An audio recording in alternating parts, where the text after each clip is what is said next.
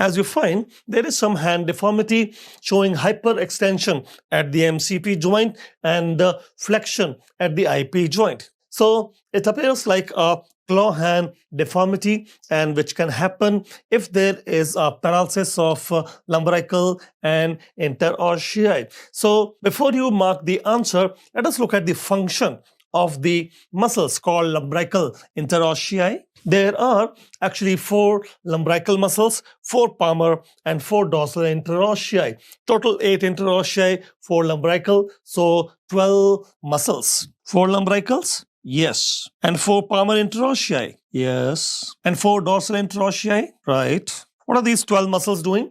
These 12 muscles together, they will do 2 actions. Number 1, flex the metacarpophalangeal joint and extend the interphalangeal joint. MCP flexion, interphalangeal extension? Yes. And what will happen if these 12 muscles were compromised, like it can happen in Klumpke's palsy? In Klumpke's palsy, C8 and T1 root values are involved, especially the T1 is involved, and that is the chief value for the lumbrical interossei, the hand muscles. So if the hand muscles are compromised, this movement will not be possible. Then what will happen? See, if the hand muscles are compromised, the forearm muscles become more powerful.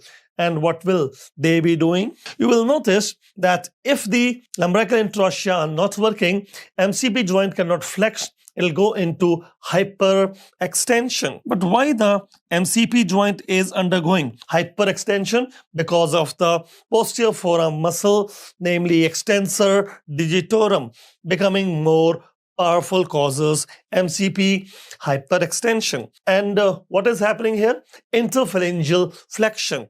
And who is doing this interphalangeal flexion? That is done by the anterior forearm muscles, flexor digitorum muscles, especially flexor digitorum profundus. Flexor digitorum profundus? Yes, causing the IP flexion.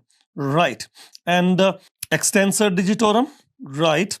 Causing the MCP extension. Right. You have to understand that simply that if you cannot flex the MCP joint, then the forearm muscle on the posterior side will cause MCP extension. And if you cannot extend the interphalangeal joint, then anterior forearm muscle like flexor digitorum profundus will cause interphalangeal flexion. So interphalangeal flexion, MCP extension, this is nothing but the claw hand deformity. Normally, the movement of extensor digitorum and flexor digitorum is counteracted by lumbrical interossei. But if they are not working, the other muscles become more powerful, leading to deformity called claw hand deformity. Hand muscles paralyzed and forearm muscles becoming unopposed and more powerful, causing the deformity. That is why in this question, when you say it is a hyperextension MCP and IP flexion, which is claw hand deformity, your answer should be 12 muscles. And better you choose your answer as choice number C. And because lumbrical interossei have been paralyzed, it is the